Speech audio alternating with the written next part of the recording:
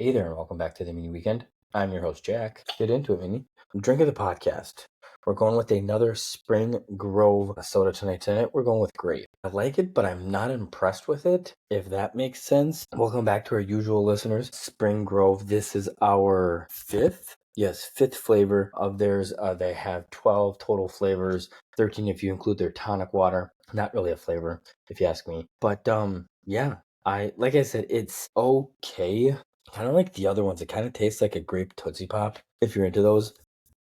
Excuse me. But for some of those of you that might be new, Spring Grove Soda Pop is out of Spring Grove, Minnesota, southern Minnesota. It's about 8 or 10 minutes straight north of the Iowa-Minnesota border and about an hour straight shot down from Winona, Minnesota. So quite a bit down there. They're right off of Main Street in small little Spring Grove, Minnesota. But yeah, that's where they're located. Like we mentioned the last couple times we've had them, they're operating pretty much like a business, open 8 to 4 Monday through Fridays and close on Saturdays and Sundays. And for grape, it says on their website, grape soda has that old-fashioned taste of days gone by. It is particularly aromatic, which will make your taste buds water as the bottle reaches your lips. And me, I was never really into grape soda. I didn't have it too much, and when I did, I was kind of like, hey, this is good. It's not great. So that's kind of where I'm at with grape. Like I said, it's like we've mentioned with all the other Spring Grove sodas, it's all made with cane sugar. So most of them typically have that that thicker kind of syrupy taste. But this one's similar to the lemon sour we did 2 or 3 weeks ago. It tastes a little thicker, like when you're first tasting it. And then kind of like the aftertaste, it kind of thins out a little bit, which I do like. But yeah, like I said, not a ton else to speak to. Like I said, Spring Grove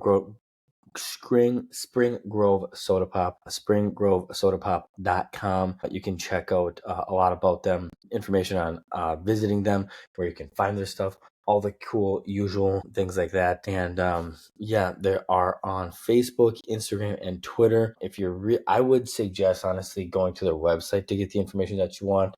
Their social media presence isn't huge, and it's not a knock on them. It's just right now it just doesn't look like a priority of theirs, which their sodas are pretty good, so I get it. But yeah, that's what I got for you guys. I don't know, I wanted to give it 5 something, high 4, low 5, somewhere in that range. But the more I've been drinking it, like I said, that kind of thinness on the aftertaste, I'm really taking a liking to. So we'll go 6.3. Like I said, it's for those that do like grape soda. Go try it. You will, I'm sure, love it, because I'm sure it tastes like exactly like that grape soda that we grew up with. So yeah, go check them out. And as usual, if you've had any other flavors that you think we would like here, reach out, suggest them, and you might just get a shout out on here. So moving right along, Tommytown once again, kind of in the lull season. We're at the back end of Memorial Day, which before we get into Tommytown, I hope everybody had a wonderful and safe and fun Memorial Day. Had some good weather, not really some bad weather, but some good weather and some decent weather, which was nice. I hope everybody stayed safe. But yeah, as far as, unless you're into the NBA playoffs, we'll get into that, or the NHL playoffs wrapping up here, or baseball season, it's kind of going to probably be until maybe right before, but for sure after the 4th of July, when we're really going to start getting some news into the football season for college football and the NFL, as well as college sports and everything else. So we're kind of like in a weird holding pattern. We still have some NHL and some NBA and all that kind of fun stuff to talk about. But yeah, the one thing that did come up for Tommytown earlier today was the football team announced their 2025 promotion schedule. Yes, you heard that right. After yet another successful season of Division I football, the Tommies will host just 5 opponents in O'Shaughnessy Stadium out of their 12-game schedule this upcoming season. They will start by hosting Youth Football Day on Thursday, August 28th. They'll be welcoming teams from Minnesota and Wisconsin and the surrounding states for the season opener against Lindenwood. It says teams will be able to participate in a variety of activities, including pregame and halftime high five tunnels, on-field promotions, and video board shutouts. It says youth teams will also partake in a halftime parade around the football field at O'Shaughnessy Stadium. Tickets are available $5 per player and $10 per family member. And then the second home game of the season, October 4th against Butler, will be homecoming. On the 18th, they will be hosting Valspario, and that'll be family weekend presented by Wings Financial Credit Union. November 1st, they will be hosting their first high school band day against Marist. It says high school bands from Minnesota and Wisconsin will have the opportunity to play throughout the contest, including an on-field performance of the national anthem. Bands will also perform selected music at halftime of the game and during timeouts and breaks throughout the first, second, third, and fourth quarters, which is pretty cool. And then just like always, the last home game of the season will be on November 15th against Presbyterian. And not only will it be senior day, but it will be military appreciation day. So yeah, super excited. Truthfully, anybody that's curious, I think my brother-in-law and myself and maybe a couple other friends are going to go to that Thursday night light football season opener against Lindenwood. So if you're looking to meet up, that's where you can find me. In a couple months anyways, 4 months to be exact, but who's counting? So yeah, that's what we have for Tommie Town. And then before we get into the rest of our sports, once again, I want to give a quick shout out to our good friends over at UNRL or Unreal. I'm wearing their, the Highlands quarter zip. It's the Rosewood X out. And this one is probably the thinnest one I have of them. Very comfortable. It doesn't really have that buttery feel like some of their shirts do, but it's pretty lightweight, so you're able to wear it. I actually wore it golfing on kind of a hot day and wore it for most of the round. So yeah, that's what I have on here. And then I got their hat on this week, and this week we are repping the Weekender snapback, the Sahara color. Like I said, really love it. These little X's or crosses in the back of it are really awesome. Really helps make your head feel a little cooler when the wind blows and everything on those really hot days. And then when it's really cool out, are kind of small enough to kind of keep your head insulated and all that fun stuff. So like I said, I have never had any complaints about any of their stuff. Sometimes I feel like I kind of have that weird upper body type of, sometimes I feel like larges might be too big on me or something like that, and mediums are maybe just a little bit too small, but that's more on me than it is anything. But yeah, like I said, top of the line athleisure stuff. So go check them out, UNRL.com. All over social media. They got Facebook, they got X, they got Instagram, they have LinkedIn, and I'm pretty sure they have TikTok as well. So like I said, go show them some love and you will not be disappointed. So with that brings us to our first segment of the podcast, Minny Weekend Bets. Last week, didn't do great, didn't do terrible. We went 2-2. Quick, I'm trying to remember what side I usually put on. Quick recap from last week. So the Wolves Thunder game 2 did not hit the under like we expected. The 214.5 points combined for 221 points in the game 2 loss for the Wolves. The Brewers and Pirates game did not go under 9 runs. There were 13 total runs in that game. But the Red Sox absolutely obliterated the Orioles in the rescheduled game for the postponement game, 19-5.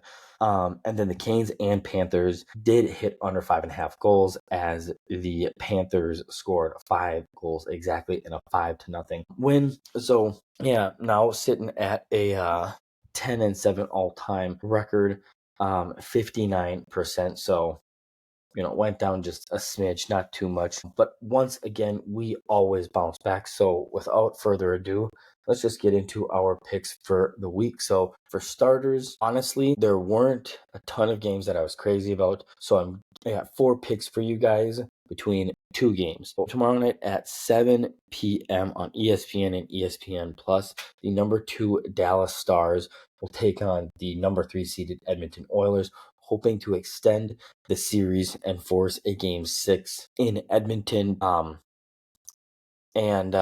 Yeah, a couple quick things. So before we get into this week's picks, once again, I will say this until I'm blue in the face, and I will continue to do it every episode that we got picks for you guys. I am not a financial advisor, so do with these picks as you will. I am not liable for any losses, just like I will not come after you guys if you have any wins. If you want to be so generous, you can reach out for my Venmo, but neither here nor there. So like I said, do with these picks what you will. I am not a financial advisor. These are just my picks and my opinions, predictions based off of the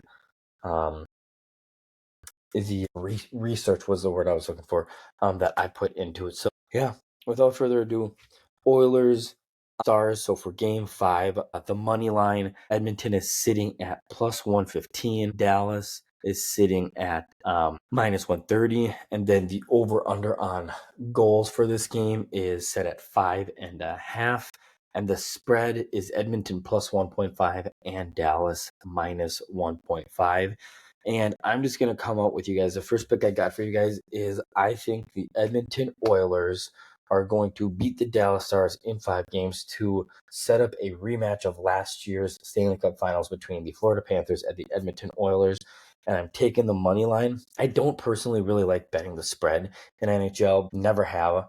You guys probably never will get NHL or hockey pick for me against the spread. So like I said, Oilers money line, 115 over the Stars. I look at these past games and I think the Oilers are they're hungry and they're ready to get back to the Stanley Cup Finals. They probably should have won that first game, or the only game that they lost, and probably should have maybe swept them. But in the game 2, shut them out 3-0. Game 3, blitzed the Dallas Stars and beat them 6-1, and then beat the Dallas Stars 4-1 just yesterday. And I'll just be completely honest with you guys. I think Edmonton is the better team here. I know a lot of people may be saying, well, home ice advantage, you got to give that to Dallas, but if I'm being completely honest with you guys, I think Edmonton is a better team in this series. Dallas is definitely not going to just lay over and give them the game, so I anticipate it being back and forth, very highly contested, which leads into my second pick. I like this game to go over the 5.5 goals. Like I said, right now the Oilers are averaging, they're averaging 3.16 goals for, while the Dallas Stars are averaging 3.35 goals for. So just right there, I think it'll be I don't want to say very high scoring. I don't think it's going to be 8-7 or 8-6, anything necessarily like that. I think it's going to be at least 6 goals between the two teams, 4-2, 5-1, something like that, 4-3, something similar to that. But like I said, I think the Edmonton Oilers are just the better team in this series. What is it?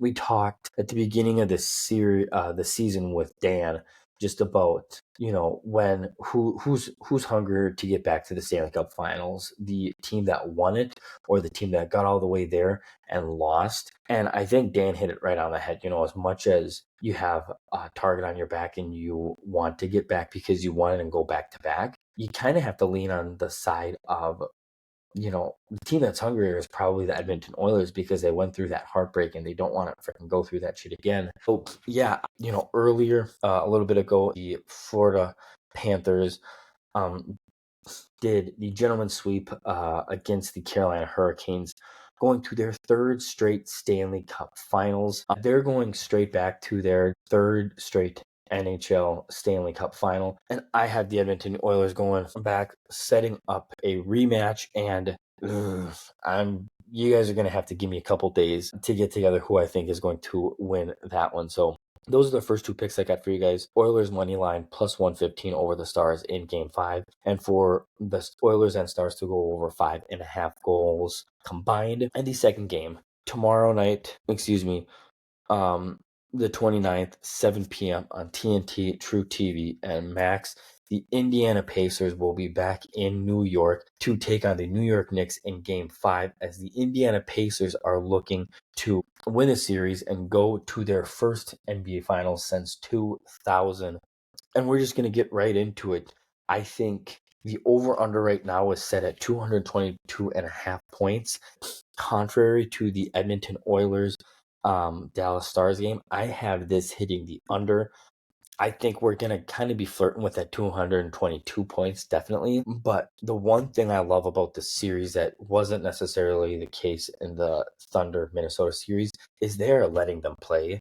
And both teams are very solid defensively. You look at some of these games, and based off of that number, the games 1 and 3 definitely would have hit the over, but 2 and 3 definitely would have hit the under.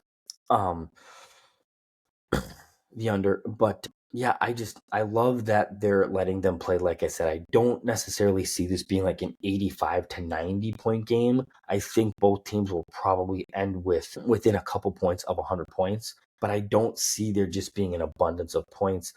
Defense is going to be higher than ever. The Knicks are going to be doing everything they can to extend the series. This is a Knicks team that, if I'm being completely honest, should be down, could very well be down only 3-2, or what? What's it? No, or could be tied 2-2, or could even be up 3-1 themselves. They just can't close out games, or haven't been able to close out games. That Indiana defense has just been frazzling them. So that's why I like the under. And then after thinking long and hard about this one, my gut tells me the Indiana Pacers are going to win this game, but the spread is +5. And I really, really, really like taking the Pacers +5 in this game, because I think it's going to be close. I think it's going to be very similarly to games what was that? Game 2 was decided by 5 points. Game 3 was decided by 6 points. I think it's going to be a very closely contested game. It's going to come down to a one-possession game. So I think, like in this instance, in my mind,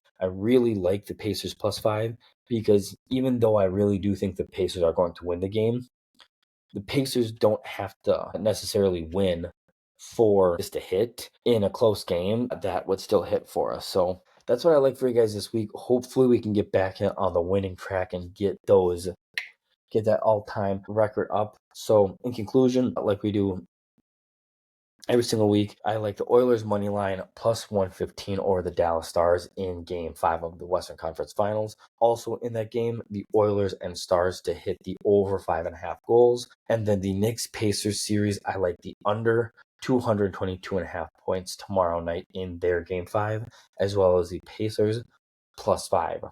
Like I mentioned just a little bit ago, the Florida Panthers, just a little recap. I know we just kind of talked about the Oilers and Dallas Stars, but just earlier, a little bit ago, the Carolina Hurricanes lost in 5 games to the Florida Panthers, and this was kind of an up and down series for them. Game 1, you saw the Panthers win 5-2. They won 5-0, and then they went up 6-2. And then Game 4, not only did the Hurricanes stave off elimination, but they shut out the Florida Panthers 3-0. But then, they just couldn't get the job done. They took a 2-0 lead, but they took a questionable penalty. What was that? Couple minutes into the second period, which led to Matthew Tkachuk's goal to cut into the lead. And from there, it was all Florida. Carolina just wasn't able to get it done. Sebastian Aho did everything he could, scoring 2 of their 3 goals. But this Florida Panthers team is just too good. And if I'm being completely honest with you guys right now, not even doing any research, they've got to be the favorites in the series against the Edmonton Oilers. I really do believe. But yeah, really heartbreaking, like I said, between the final 4 teams for the NHL final, or for the NHL Stanley Cup. Carolina was probably the one team I was kind of rooting for and hoping to get, because obviously don't want Dallas, because fuck Dallas. Edmonton, meh, Canadian team. Don't really have anything against them other than the fact that they're a Canadian team. And then Florida, unless it's the Timberwolves, the Vikings, a Minnesota team, I don't really like seeing back-to-backs. I always like to see somebody new get in there. So, yeah, they were kind of the team I was hoping for, and it wasn't their year. So regroup, and hopefully they can make a deep playoff run like the Wild next year. And like I said earlier, no new news on the Wild, but the Stanley Cup finals will commence whenever this series between the Stars and Oilers is over. And like I said, usually, even if that goes 7 games, that'll wrap up within the first 2 weeks of June. So just like every single year, there's probably going to be no new news specifically to the Wild as far as player movement, anything like that, draft-wise, until closer to the 4th of July. Yeah, that is what we have for the NHL. And then you probably couldn't tell by my mood so far in the podcast.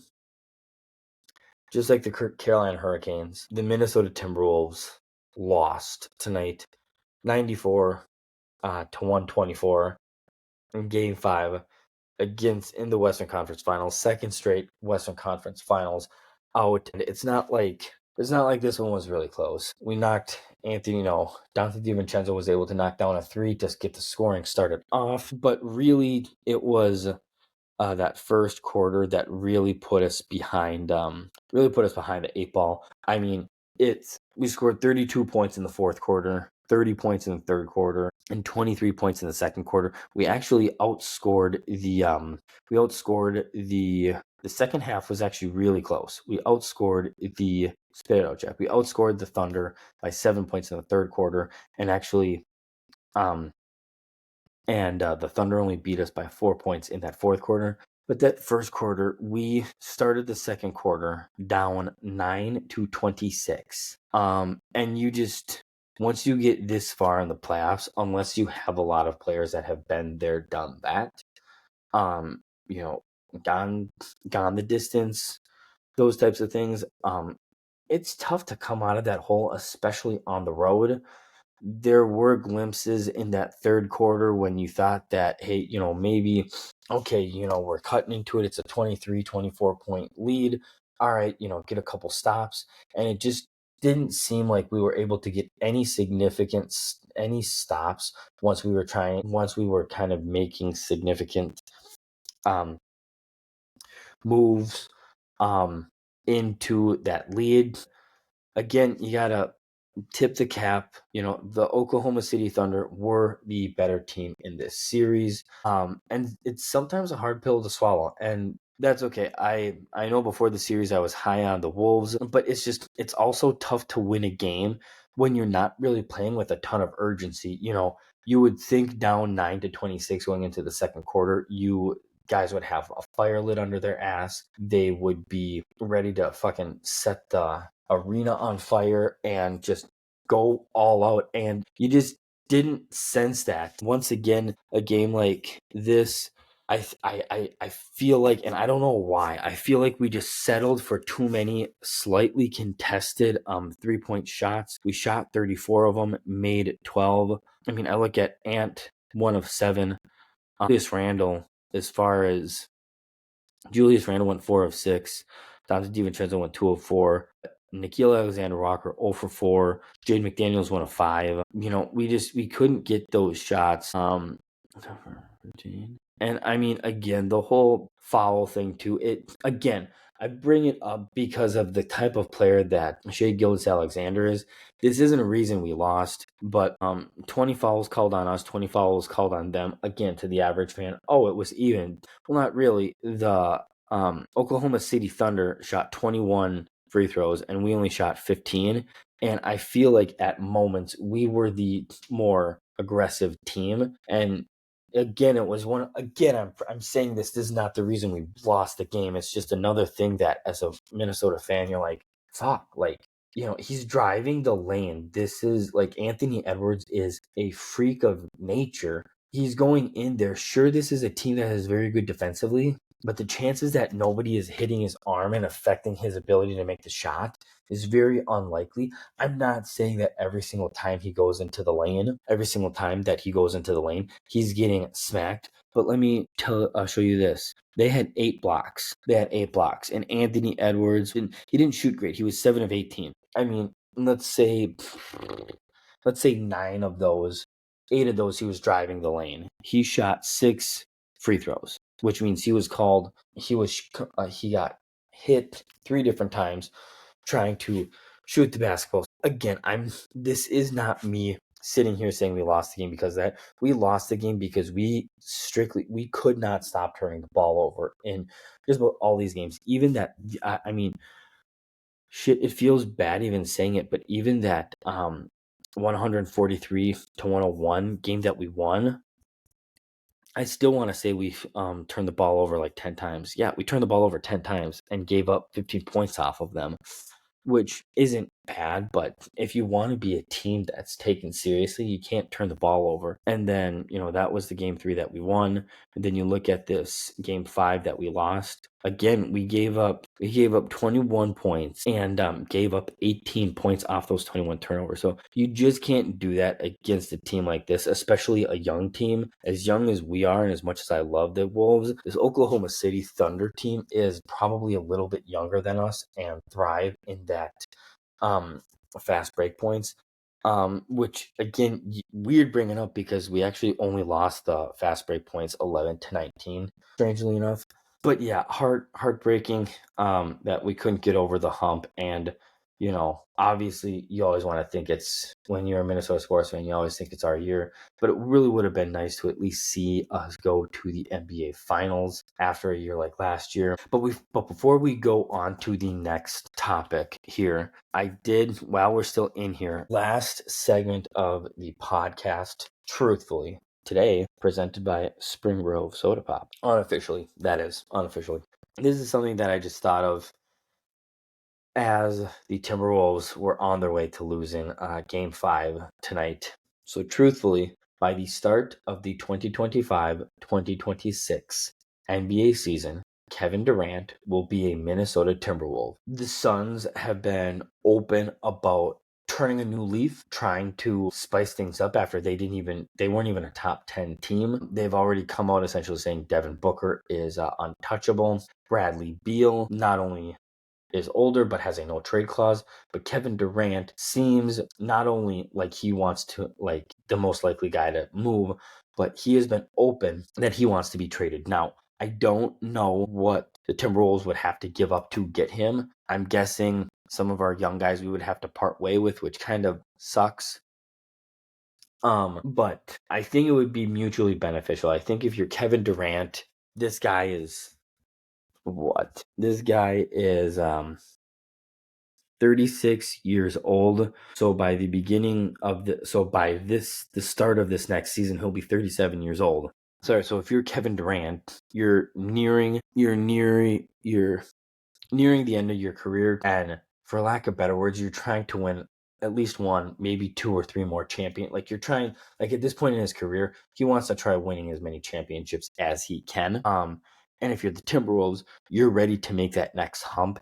And I think as well as we did this year, being the 6th seed, I think next year it's important for the Timberwolves to be a top, for sure, 4, maybe even 3 seed, to kind of have that home court advantage per se in at least a couple series. We only had home court against the Golden State Warriors, but yeah. And so a little bit into that, so I kind of did look into a little bit, and it's possible that not only Kevin Durant wise, but this team could look a little bit different. It's not going to look that much different. You already have the likes of Rudy Gobert, Anthony Edwards, Jaden McDaniels, Dante DiVincenzo. Looking at the wrong year. We have Gobert, Edwards, McDaniels, DiVincenzo, Mike Connolly, Rob Dillingham, Terrence Shannon Jr., Leonard Miller, and Jalen Clark, all under contract for next year. Was it? Did I count that right? 1, 2, 3, 4, 5, 6, 8, 9 guys. You got Julius Randle and Naz Reid on player options this upcoming year. It'll be interesting to see what happens there. Honestly, at this point, I would only and I feel bad for Julius Randle because he's very, very, very much similar to Sam Darnold, where I really do think Julius Randle played very well for us in the regular season. And even though I would argue Julius Randle against the Thunder was probably more valuable to us and put up better points and was more impactful than Anthony Edwards was, he was just too careless with the ball. I mean, he was too careless with the ball. I gotta look it up while my mind's thinking about it. So Julius Randle, game log, 4 turnovers in game 1, 5 turnovers game 2, no turnovers in the win, but then 4 turnovers in the loss, 5 turnovers in game 5 loss. So even though he was, he shot 57%, 60%, 69%. He did have a 14% game and an 18% game. Again, he was a little bit inconsistent there, but he didn't take care of the ball that good against the Oklahoma City Thunder. And that is one thing that's just like a huge no-no. So again, at this point, and I feel bad because I feel like how he ended the season is going to leave more of an impact on what he did here versus the regular season, and he did a lot of great things for us, and I don't want to take away from that. But I mean, yeah, it'll be interesting to see what happens because you got Nickeil Alexander-Walker and both Joe Ingles on as unrestricted free agent. I'm guessing Joe Ingles, we're not even gonna take a look at him, and then you got Garza and Minot club options. So I would not be all that surprised if a couple things here.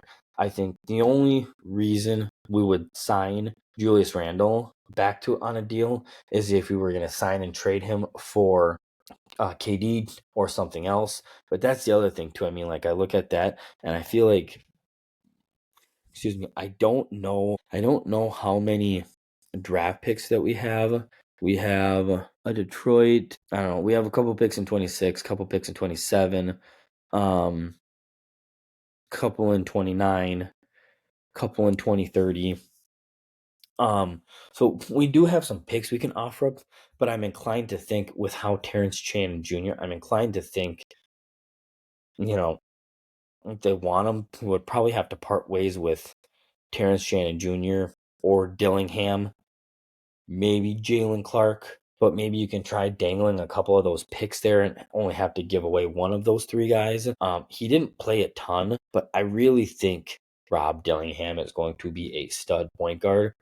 And it'll be interesting to see what they do. You got Connolly coming back money-wise. Anyways, you got Connolly coming back for $10 million this upcoming season. I don't know that guy is worth $10 million, so maybe you try to talk to him and restructure that deal. Yeah, I mean, it'll be interesting to see what happens. The good news is most of our team is coming back, so it's not like just by contracts expiring, we're going to look completely different. I'm willing to bet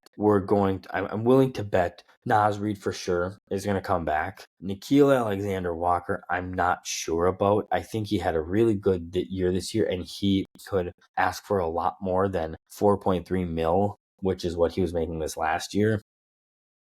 And I don't know how much Tim Connolly and our board is going to want to give him if we're trying to add more pieces.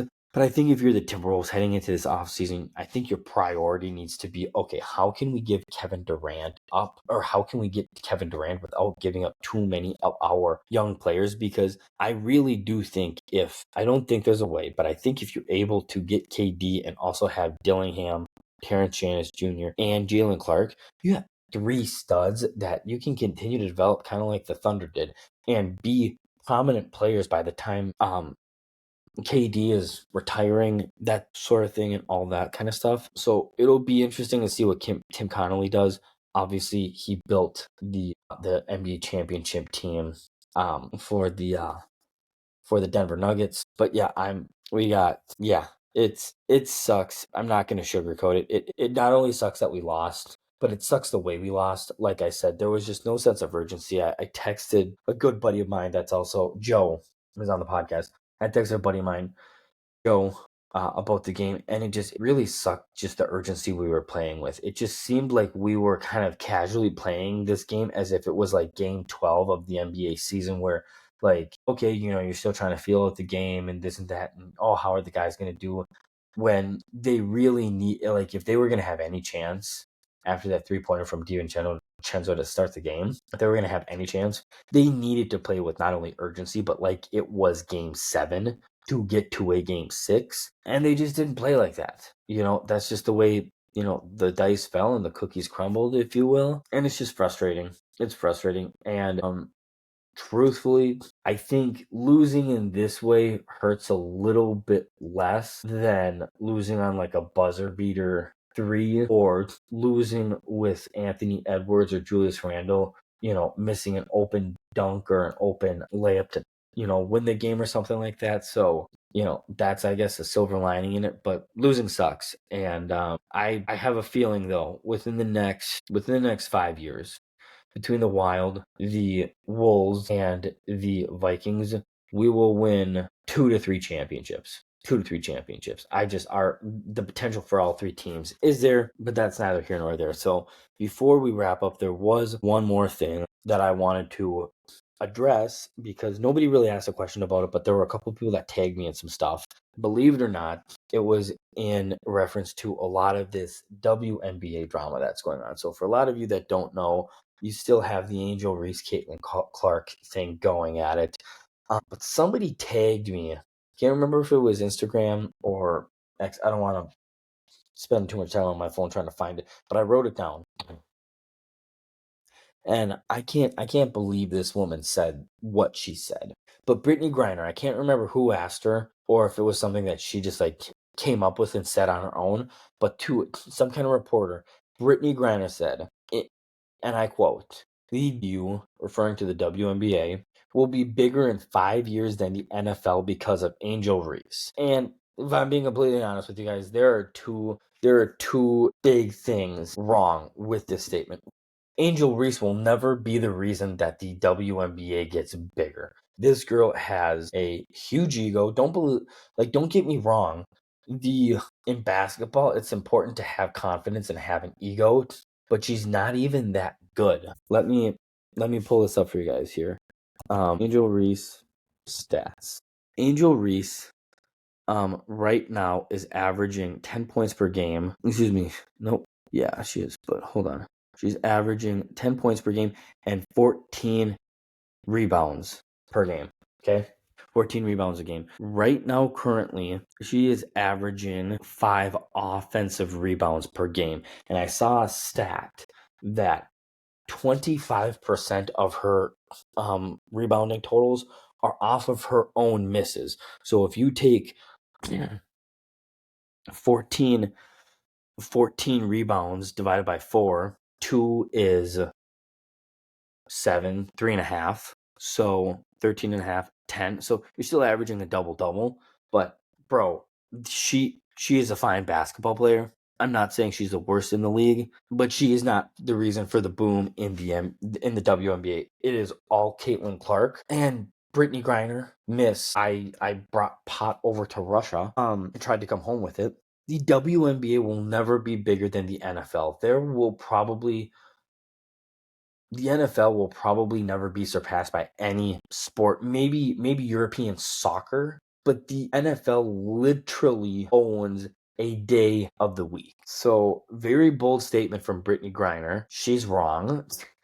And yeah, the last thing I will say on Brittany Griner is Brittany Griner, Angel Reese, a lot of these ladies, I don't like, clearly they're jealous of Caitlin Clark. They're jealous of her ability. They're jealous of what she is doing for the game. But at the same time, you can't help as a fan to think, why can't you just tone it down a little bit? Like, she is the reason that this upcoming spring, fall, whenever their negotiations are for the new CBA, she is single-handedly the reason why your contract money might be going up, because you might have more deals, more people are going to want to watch the WNBA. Her, Paige Buchers, a lot of these young girls that are trying to mimic the game of Caitlin Clark are going to continue to create this game. And these women like Brittany Griner and Angel Reese that just have these egos thinking they're amazing. And I guess that's the other thing I have with Angel Reese too. It's like, that would be like if Pat Beverly was talking and wanting to have beef with, I don't know, LeBron James at the time, Kevin Durant, something like that. Like, you have to know your role. Definitely have the confidence. Definitely think you're good. 6 years ago, for a guy like Pat Beverly to say he was better than LeBron James, the NBA would laugh at him. The NBA would laugh at him because they're just not on the same. They're just not on the same page. They're just not in the same conversation. The only reason Angel Reese and Caitlin Clark, in my opinion, will ever be in the same conversation is because they got drafted in the same draft class. That's about it. So bottom line, I think the women in the NBA, specifically Brittany Griner and Angel Reese, need to be more appreciative of Caitlin Clark than they are. But then the last thing I was going to bring up, we're almost done. The last thing I wanted to bring up was Caitlin Clark. So it was just announced earlier today that Caitlin Clark, I'll pull it up here, Caitlin Clark, Indiana Fever. 3 days ago, she will miss at least 2 weeks due to a left quadricep strain. The Fever announced on Monday. Now, I have a thought on this. You didn't really see her, and maybe she's injured. Maybe she really is. You didn't really see her get injured in game a couple days ago. I digress. I think the head coach, the GM, and the owner of the Indiana Fever are very upset by how Caitlin Clark is being treated by the officials and by the league. And I have this suspicion, do not quote me on this, but this is just my opinion, for announcing her out for at least 2 weeks. 3 days ago, let's go to that. 3 days ago, that was the 26th. Okay, that means 3 weeks. She will miss. So sorry. Let's just do some basic looking at stuff here. So 3 weeks. That puts her at getting back 1, 2, 3, the 17th at the very earliest. So she is going to miss 1, 2, 3, 4, 5, 6, 7 games. Okay, 7 games. One of those games being a rematch in Chicago. That game is at the United Center where the Chicago Bulls play. So my theory is I think, the management of the Indiana Fever are putting the WNBA on blast and saying, look, she's going to be out for a couple weeks. Let's see how viewership does in the 3 weeks that she's out. Let's see how ticket sales go when she's out. Let's see how the WNBA as a whole comes out. Because I think they're trying to make a message to the WNBA that, hey, look, we don't necessarily have to put this woman on a pedestal. Like, she doesn't need to be treated like Jesus, Mary, Mother of God, anything like that. But I think if the WNBA wants to go in the right way with these CBA negotiations and getting bigger and more prominent, they need to embrace change. And she is good change for the WNBA. I think these next couple weeks, it's tough for the Fever because obviously without her, they're sitting at 2-3 right now. And without her, they'd probably be 0-5 right now. In a season that is not that long, you'd hate to have her out for 7 games. But at the same time, I think wanting to send a message to the WNBA that, hey, this woman is important to our league, I'm 100% for it. I'm 100% for it, and I think if my theory is right, I think it's very smart on their part too. So again, that's all we will talk about. And then lastly, no news on the Vikings either, but did want to bring up something that I thought was crazy. Today, Wednesday, May 28th, we are only 99 days away from NFL football. Again, this is not me wishing the summer away.